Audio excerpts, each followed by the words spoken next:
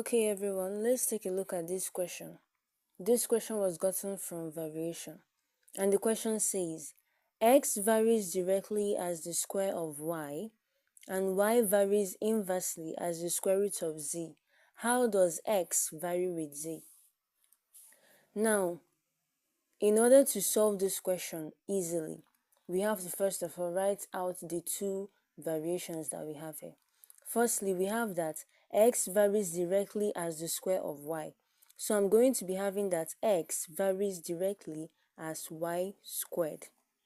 This is for the first one.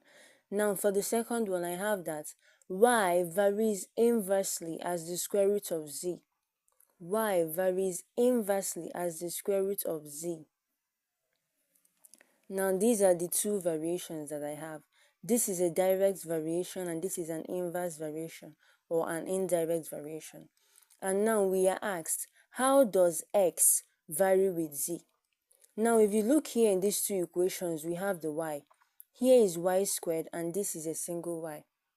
So firstly, we have to first of all find the relationship between the x and the y, because y here is the one that is inversely proportional to the square root of z, and we are asked to find the variation between x and z.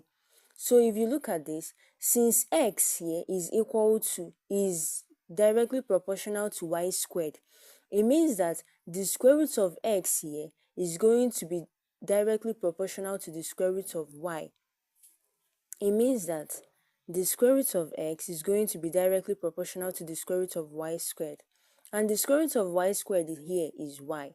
So I'm having that square root of x is directly proportional to y. And if you look, y here is inversely proportional to root x. So since these two now are same, I can simply have that root x here is directly proportional to 1 over root z, or inversely proportional to root z. Now I've gotten the variation between x and z, but remember, they asked us to find the variation between x and z, not root x. So now all I have to do is to square both parts. So if I should square this side and square this side, I'm going to be having that my x is inversely proportional to 1 squared over root z squared. So this is going to be giving me that my x is directly proportional to 1 squared is still 1 all over root z squared is giving me z. So now this here is my answer.